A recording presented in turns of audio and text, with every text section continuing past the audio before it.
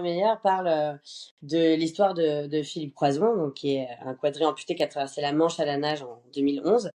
Et ça parle surtout de sa femme, du coup, Susanna Sabino, parce que la lumière a toujours été mise sur Philippe, parce que c'est lui qui a fait l'exploit, etc. Alors que pendant 2 ans, Susanna a vraiment mis toute sa vie de côté, sa vie de mère, même sa vie de femme, pour accompagner Philippe tous les jours aux entraînements, etc. Et en fait, c'est une aidante. Et même elle, en fait, elle s'est pas rendue compte qu'elle était aidante Et oui, tout de suite. Je crois que c'est après la manche que quelqu'un lui a dit. Et pour elle, elle l'a fait par amour, donc spontanément. Et c'est vrai que la plupart des aidants, en fait, ce sont les proches, les parents, le frère, la sœur, le conjoint. bien sûr.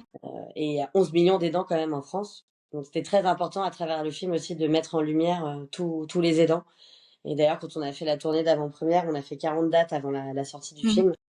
Il y a plein de gens qui sont allés voir Susanna pour lui faire un câlin et la remercier de tout ce qu'elle a fait et d'être un peu pas une icône mais si j'ai envie de dire ouais, une icône Et des, bah des oui, aidants quoi.